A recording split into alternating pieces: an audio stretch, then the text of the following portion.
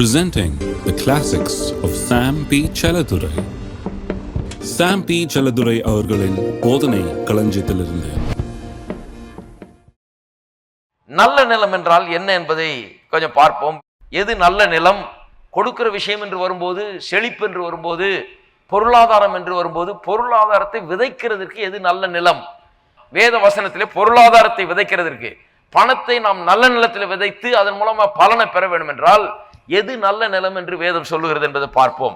மல்கியா 3ஆம் அதிகாரம் 10ஆம் வசனம். என் ஆலயத்தில் ஆகாரம் உண்டாயிருக்கும்படி தசம பாகங்களை எல்லாம் பண்டக சாலையிலே கொண்டு வாருங்கள். அப்பொழுது நான் வானத்தின் பலகணிகளை திறந்து இடங்கொள்ளாமற் போக மட்டும் உங்கள் மேல் ஆசீர்வாதத்தை வருஷிக்க மாட்டேனும் என்று அதனால் என்னை சோதித்து பாருங்கள் என்று சேனைகளின் கர்த்தர் சொல்லுகிறார்.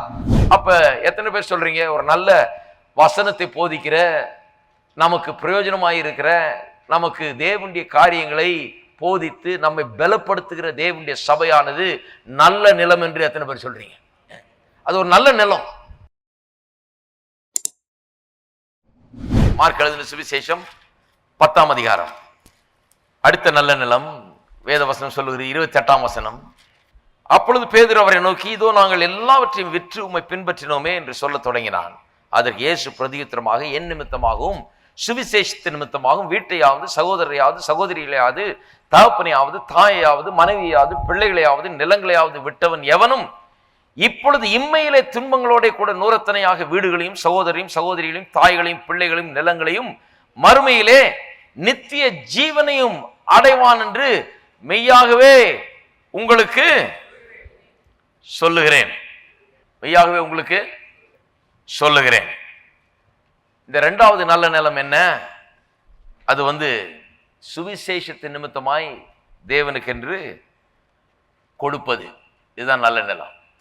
சுவிசேஷத்தின் நிமித்தமாக சொல்லுகிறார், என் நிமித்தமாகவும் சுவிசேஷத்தின் நிமித்தமாகவும், கிறிஸ்துவுக்காகவும் சுவிசேஷத்தின் நிமித்தமாகவும் எதை கொடுத்தாலும் சரி, எதை இழந்தாலும் சரி, எதை கொடுக்க நேரிட்டாலும் சரி, அதை நூறத்தனையாக இம்மையிலும் மறுமையிலும் தருவென்று சொல்லுகிறார். சுவிசேஷ ஊழியத்திற்கென்று நாம் கொடுக்கும் போது அது என்னவா இருக்கிறது? நல்ல நிலம். எது சுவிசேஷ ஊழியம்? தேவனுடைய வார்த்தையை அறிவிப்பது, ஜனங்களை ரட்சிப்புக்குள்ளே நடத்துவது, சுவிசேஷத்தை பரப்புவது, இந்த தேசம் முழுவதும் சுவிசேஷத்தை கேட்க வேண்டுமே என்கிற ஒரு பெரிய தரிசனத்தோடு வேலை செய்வது. அப்படி செய்கிற அப்படிப்பட்ட ஊழியர்களுக்கு நாம் உதவி செய்யும் போது அது ஒரு நல்ல நிலமா இருக்குது. தேவனுடைய இருதயத்தில் என்ன இருக்குன்னு நினைக்கிறீங்க? தேவனுடைய இருதயத்தை இன்னைக்கு திறந்து பார்த்தா அவர் உள்ள என்ன இருக்குன்னு பார்த்தா என்ன இருக்குன்னு நினைக்கிறீங்க? நான் சொல்லுகிறேன் என்ன இருக்குன்னு. அவருடைய சொந்த குமாரனை இங்க அனுப்பி சிலுவையில் மரிக்க செய்து எல்லாம் பண்ணாரு. எதுக்காக? இந்த உலகத்தின் ரட்சிப்புக்காக, மீட்புக்காக. அதுதான் அவருடைய உள்ளத்தில் இருக்குது. அவருடைய வாஞ்சை அதுதான். சுவிசேஷம் அறிவிக்கப்பட வேண்டும். ஜாதி ஜனங்கள் எல்லாரும் சுவிசேஷத்தை கேட்க வேண்டும். மூலை முடுக்குகள் எல்லாருக்கும் எல்லா கண்டங்களிலேயும் சுவிசேஷம் பிரசங்கிக்கப்படணும். காடு மேடுகளில் பிரசங்கிக்கப்பட வேண்டும், கிராமங்களில் பிரசங்கிக்கப்பட வேண்டும், எல்லா ஊர்களிலும் அது பிரசங்கிக்கப்பட வேண்டும். உலகம் முழுவதும் அது பரவ வேண்டும் என்பது தேவனுடைய சித்தமாக இருக்கிறது.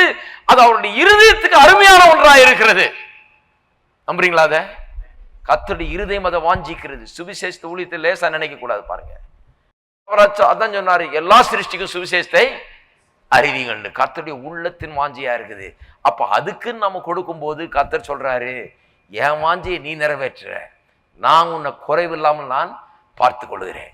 என்னுடைய உள்ளத்துல என்ன இருக்குதுன்னு புரிந்து கொண்டு அதை நிறைவேற்றும்படியாய் நீ எல்லாவற்றையும் செய்கிறபடியால், என்னுடைய உள்ளத்தின் வாஞ்சியை நீ உன்னுடைய வாஞ்சியாக்கி கொண்டபடியால், அதற்கென்று நீ தருகிறபடியால், அதற்கென்று நீ செய்கிறபடியால், நான் உன்னை உயர்த்துவேன், உன்னை 100 மடங்கு இம்மையிலும் மறுமையிலும் ஆசீர்வதிப்பேன். இந்த 100 மடங்குங்கிறது சுவிசேஷத்துக்கென்று கொடுக்கும் போது அவர் சொல்றாரு, உன்னுடைய வாழ்க்கையில பெருக்கத்தை நான் ஏற்படுத்துவேன். ஏன்னு சொன்னா, என் வாஞ்சைக்காக நீ வாழ்ந்து கொண்டிருக்கிறாய். எல்லாரும் சொல்லுங்க, கர்த்தருடைய வாஞ்சைக்காக நான் வாழ்ந்து கொண்டிருக்கிறேன். கர்த்தருடைய வாஞ்சையே என்னுடைய வாஞ்சை. அப்ப சுவிசேஷ ஊழியம் என்று சாதாரண ஒரு காரியம் அல்ல. அதுக்கு கொடுப்பது என்று ஒரு சாதாரண காரியம் அல்ல. அது கொடுப்பது என்று ஒரு மேன்மையான ஒரு காரியம். அது ஆசீர்வாதத்தை, நமக்கு பலனை கொடுக்கக்கூடிய காரியம், விளைச்சலை கொடுக்கக்கூடிய காரியம். பலன் உண்டாகும் அதன் மூலமா நிச்சயமா. இரண்டாவது. அது மூன்றாவது என்னன்னு பார்ப்போம். மூன்றாவது கலாத்தியர் 6ஆம் அதிகாரம் கலாத்தியர் 6ஆம் அதிகாரம் 6ஆம் வசனம். மேலும் திருவசனத்தில் உபதேசிக்கப்படுகிறவன் உபதேசிக்கிறவனுக்கு சகல நன்மைகளிலும் என்ன பண்ண கடவன்? பகிர்ந்து கொடுக்க கடவன். இங்கே ஒரு இன்ட்ரெஸ்டிங் ஐட்டம் பாருங்க. ஒன்று ஆலயத்துக்கு கொடுப்பது, தேவனுடைய ஆலயம், அதுக்கு கொடுப்பது. தேவனுடைய ஆலயத்தை தேவன் விரும்புகிறார், அதை வாஞ்சிக்கிறார். மக்கள் கூடுகிற இடம், தேவனுடைய வார்த்தை, தேவனை குறித்த அறிவு பிரசங்கிக்கப்படுகிற இடம். இன்னொன்று உலகம் முழுவதும் சுவிசேஷம் பரப்புகிற வேலை, அதற்கு கொடுக்கும்போதும் கர்த்தர் அதை பாராட்டுகிறார். அதற்கென்றே உங்கள் வாழ்க்கையில் விளைச்சலை ஏற்படுத்துகிறார். நூறத்தனையா இம்மையிலும் மறுமையிலும் தர்றன்றாரு. மூன்றாவது, திருவசனத்தில் உபதேசிக்கப்படுகிறவன். உபதேசிக்கப்படுகிறவன் யாரு? உபதேசத்தை கேட்கிறவர்கள். உபதேசிக்கிறவனுக்கு சகல நன்மைகளிலும் பகிர்ந்து கொடுக்க கடவன் அப்படின்னு சொன்னா, நான் சொல்லுகிறேன், பிரசங்கியார்களுக்கு, தேவனுடைய வார்த்தை பிரசங்கிப்பவர்களுக்கு கொடுப்பதை குறித்து இங்கே சொல்லப்பட்டிருக்கிறது. தேவனுடைய ஊழியர்களுக்கு கொடுப்பதை குறித்து. தேவனுடைய ஊழியர்கள் யார்? ஊழியர்னா என்னன்னா, கர்த்தருடைய வார்த்தையை உபதேசிக்கிற ஒரு மனுஷன், கர்த்தருடைய வழிகளை போதிக்கிற ஒரு மனுஷன்.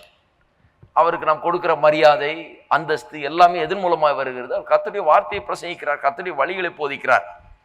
அவர் எவ்வளோ தடியா இருக்கிறார், குட்டையா இருக்காரா, நெட்டையா இருக்காரா, என்ன சட்டை போட்டிருக்காருன்றது இல்லை. இதெல்லாம் நீங்க சரியா அறிந்து கொள்ளாதனால தான் எல்லாம் சட்டையை கட்டியெல்லாம் மாட்டிட்டு நிற்கிறாங்க. இன்னைக்கு நீங்க தெளிவாயிட்டா எல்லாம் தெளிவாயிடுவாங்க, அவங்களுக்கு கத்துக்குவாங்க. பிரசங்கியாரலும் இது சட்டையில் இல்லை, இது எதுலையும் இல்லை, இது எதுல இருக்குது? உபதேசிக்கிறவன். உபதேசிக்கிறதுனாலே நன்மை ஏற்படுகிறது உபதேசத்தை கேட்கிறவருடைய வாழ்க்கையில. அப்படி நன்மை ஏற்பட்டதுனாலே, அப்படி அவர்களுக்கு ஏதோ வாழ்க்கையில சில மாற்றங்கள், நன்மைகள், அற்புதங்கள் இந்த உபதேசத்தினால, கொடுக்கப்படுகிற உபதேசத்தினால ஏற்பட்டதுனாலதான் அவர்கள் என்ன பண்ணுகிறார்கள்? அவருக்கு ஏதோ ஒன்று நான் கொடுக்க வேண்டும் என்று எதிர்பார்க்கிறார்கள், அப்படி செய்கிறார்கள். நான் இதை பல வருஷமா நான் பார்த்திருக்கேன். உலகம் முழுவதிலும் எங்க சென்றாலும் இது ஒரு உண்மை. சில பிரசங்கியார்களுக்கு இது புரியுறது இல்லை பாருங்க. உலகம் முழுவதும் சென்று எனக்கு கொடு கொடு கொடுன்னு கேட்டா கொடுப்பாங்கன்னு நினைச்சிட்டு இருக்கிறாங்க. நான் வாழ்க்கையிலேயே ஒரு பெரிய ரகசியத்தை கண்டுபிடிச்சேன். கொடு கொடுன்னு கேட்கறது இல்லை, கொடுத்துடணும். நம்ம போய் அவங்களுக்கு கொடு கொடுன்னு கேட்கவே கூடாது. கேட்டா ஏதோ பாவம் கஷ்டப்படுறாரு போல இருக்கிட்டு ஏதோ கொடுப்பாங்க. அது ஆண்டவருடைய நாமத்துக்கும் அது மேன்மை கிடையாது, மகிமை கிடையாது, நமக்கும் அது நல்லதே கிடையாது. இதே பழக்க வழக்கமா ஆகிவிடும். அதில் தான் ஊழியர்களுக்கெல்லாம் நான் இதெல்லாம் போதிக்கிறது. கொடு கொடுன்னு உலகம் முழுக்க போய் சொல்றது கிடையாது. என்ன செய்ய வேணும்? உலகம் முழுக்க போய் என்ன பண்ண வேணும்? கொடுக்க வேண்டும். சுவிசேஷத்தை கொடுக்க வேண்டும், தேவனுடைய வார்த்தையை கொடுக்க வேண்டும். எங்க போனாலும் கர்த்தருடைய வார்த்தையை கொடுக்க வேண்டும். நான் கொடுக்கும்படியாய் போகிறேன். எங்க போனாலும், இந்த நாட்டில் மட்டும் இல்ல, எந்த நாட்டில் போனாலும் எனக்குள்ள இருக்கிறதை, கர்த்தருடைய வார்த்தையை நான் கொடுக்க போகிறேன். கொடுக்க உன்னை கொண்டு வந்திருக்கிறேன். கை நீட்ட போகல, கொடுக்க போகிறேன். வாங்க போகல, கொடுக்க போகிறேன். இதுதான் பெஸ்ட் பாலிசி பாருங்க. கொடுத்தால், நான் ஒரு அற்புதமான காரியத்தை என் வாழ்க்கையில கண்டுபிடிச்சிருக்கிறேன். நாம கொடுத்தால் அங்க பெரிய வேலை நடக்க ஆரம்பித்து விடுகிறது. அப்புறம் நாம் பெற்றுக்கொள்வது என்பது ஒரு சர்வசாதாரணமான காரியம். பல திசைகள்ல இருந்து உண்டாகும். இதுக்கு நான் பல உதாரணங்களை சொல்ல எனக்கு நேரம் கிடையாது. பல திசைகள்ல இருந்து, எங்கும் இருந்து உண்டாகும். எத்தனையோ முறை இப்படிப்பட்ட அற்புதங்களை நான் கண்டிருக்கிறேன் என் வாழ்க்கையில். எனக்கு ஞாபகம் இருக்கு, ஒரு வேதாம கல்லூரியில் அமெரிக்காவில் போய் ஒரு 5 நாள் பிரசங்கம் பண்ணேன். ரோமருக்கு எழுதின நிருபத்தை குறித்து பிரசங்கம் பண்ணேன். 5 நாள் ரோமரை போதிக்க சொன்னாங்க. ரோமரில் 6லேருந்து 8 வரைக்கும் தான் அதை போதிக்க சொன்னாங்க. ஒவ்வொரு நாளும் போய் கிட்டத்தட்ட 3 மணி நேரம் இதை நான் போதிப்பேன். வேற எதுவுமே பேசலை. நான் இந்தியாவில் நடக்கிற ஊழியத்தை குறித்தாவது அதை குறித்தாவது ஒன்றுமே சொல்லவே இல்லை.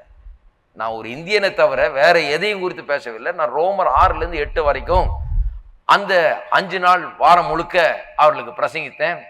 பிரசங்கித்துட்டு வந்துடுறதோடு சரி, அவங்களுக்கு மற்ற கிளாஸ் எல்லாம் நடக்குது, நான் சந்திக்கல, யாரையும் இது பண்ணலை, அந்த சபையிலையும் போதித்தேன்.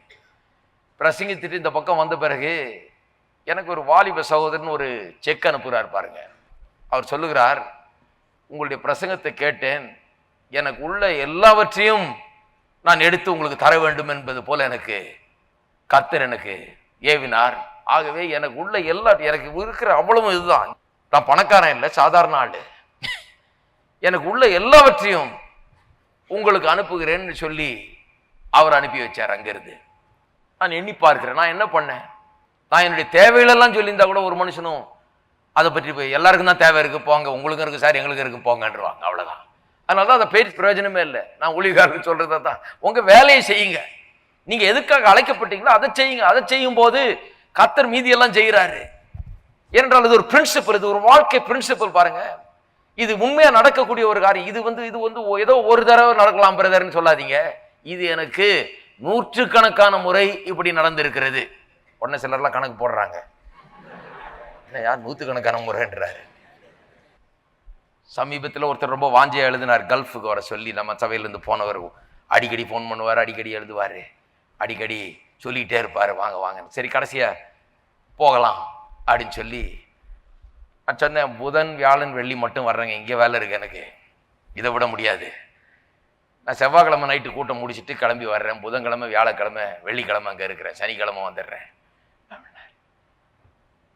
அவர் ஒரு சாதாரண வாலிபன் பாருங்க, இங்கேருந்து போயிருக்காரு, பாவம் இப்போதான் கொஞ்சம் சம்பாதிக்க ஆரம்பிச்சிருக்காரு.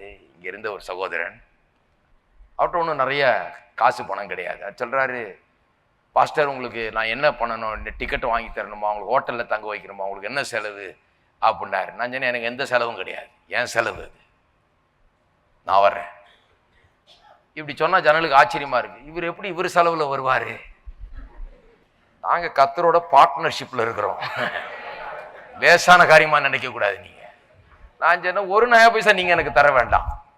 அவர் கேட்கிறாரு பாருங்க, ஒருவேளை சிலர்லாம் சொல்லுவாங்க போல, எனக்கு டிக்கெட் எடுத்து கூட, எனக்கு அந்த ஹோட்டலில் கூட, எனக்கு இவ்வளோ காணிக்க வரணும், அப்படி ஆக்கும் இப்படி ஆக்கும் சொல்லுவாங்க போல இருக்கு.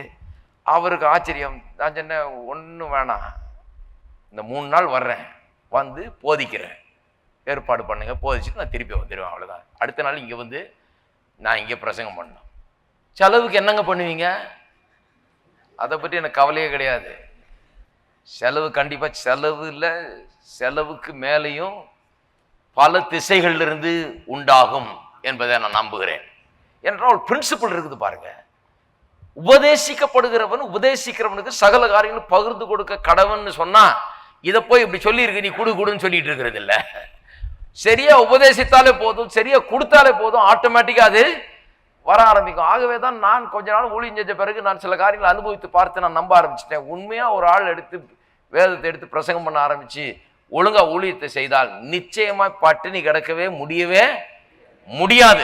ஒரு நாளும் ஒரு தேவையும் யார்கிட்டையும் சொல்ல வேண்டியதில்லை, பட்டினி கிடக்கவே முடியாது. ஏனென்றால் நம்ம போதிக்கிறது அவர்களுக்கு பிரயோஜனமா இருக்குமா என்றால் நிச்சயமா அற்புதங்கள், தேவன் அற்புதங்களை அதிலே செய்வார். நம்முடைய தேவைகள் எல்லாம் சந்திக்கப்படும். எந்த அளவுக்கு சந்திக்கப்படும்? கர்த்தருடைய நாமத்துக்கு கனமும் மரியாதை உண்டாகிற விதத்திலே, ஒரு கனமான விதத்திலே, ஒரு மரியாதைக்குரிய விதத்திலே, கர்த்தருடைய நாமம் உயர்த்தப்படுகிற விதத்திலே அது சந்திக்கப்படும். ஆகவே ஊழியக்காரர்களுக்கு கொடுப்பது ஒரு நல்ல நிலமாயிருக்கு. ஏன் கொடுக்குறாங்க ஜனங்க? ஏன் கொடுக்குறாங்கன்னு சொன்னா, எப்படி இத்தனை திசையிலிருந்து வருது, ஏன் கொடுக்குறாங்கன்னு சொன்னா, சும்மா யாரும் தரமாட்டாங்க. தந்துட்டு ஐயோ போச்சு அவ்வளவுதான் கொடுத்துட்டேன் அவர் கையில போயிடுச்சு அப்படின்னு யாரும் உட்கார்ந்துருக்க மாட்டாங்க. ஏன் தர்றாங்கன்னு நான் சொல்றேன். ஏன் தர்றாங்கன்னு சொன்னா, கர்த்தர் ஊழியக்காரனை ஒரு நல்ல நிலமாய் காண்கிறார். அவனுக்கு கொடுக்கும் போது அவர்களுக்கு ஆசீர்வாதம் உண்டாகிறது. நான் சொல்றேன், ஏன் 100 இடத்துல இருந்து வருதுன்னு சொன்னா, கொடுத்து கொடுத்து ஆசீர்வாதத்தை அடைஞ்சு அடைஞ்சு அனுபவப்பட்டு விட்டார்கள். ஆகவேதான் கொடுக்கிறார்கள். இருக்கீங்களா? ஒரு நாளும் போய் நான் கொடுங்கன்னு சொன்னதில்லை, இந்த வசனத்தை வாஸ்து காமிக்கிறது இல்லை. இப்போ சப்ஜெக்ட் வர்றதுனால இதை பண்ணிட்டு இருக்கிறேன். இது எத்தனை தடவை இங்கே வாஸ்து காமிச்சிருக்கேன் சொல்லுங்க பார்ப்போம். ஒரு நாளும் செய்தது இல்லை. இந்த சப்ஜெக்ட் எது நல்ல நிலம் காண்பிக்கிறதுக்காக நான் இதை வாஸ்து காண்பிக்கிறேன். நான் நிச்சயமா சொல்றேன், ஊழியக்காரனுக்கு கொடுப்பது நல்ல நிலம். தேவனுடைய ஊழியக்காரனுக்கு கொடுக்கும்போது கர்த்தர் ஆசீர்வாதத்தை உண்டு பண்ணுகிறார். அதை ருசி பார்த்தவர்கள் கொடுத்து கொண்டே இருப்பார்கள். ஏன்னு சொன்னா, அவங்க ஏதோ ஊழியக்காரனுக்கு ஏதோ செய்யறோன்னு கிடையாது. அவங்க கண்டுபிடிச்சிட்டாங்க, இது ஒரு விதமா விதைக்கிறது, இது ஒரு இன்வெஸ்ட்மெண்ட் சேனல், எனக்கு இது ஒரு இன்வெஸ்டிங் ஆப்பர்ச்சுனிட்டி, நான் விதைக்கிறதுக்கு ஒரு தருணம், எனக்கு நான் கொடுக்கணும். கொடுக்கும்போது கர்த்தர் எனக்கு ஆசீர்வாதத்தை உண்டு பண்ணுகிறார். இவர் கர்த்தருக்கு பிரியமான ஒரு காரியத்தை இவர் செய்து கொண்டிருக்கிறார். ஆக இவருக்கு நான் கொடுக்கும்போது கர்த்தர் எனக்கு வாசல்களை திறக்கிறார், பலகணிகள் திறக்கப்படுகிறது, எனக்கு ஆசீர்வாதத்தை ஊற்றுகிறார் என்கிற எண்ணம் அவர்களுக்குள்ள வந்து விடுகிறது. அது ஏனென்றால் கர்த்தர் அப்படி செய்கிறார். இருக்கீங்களா?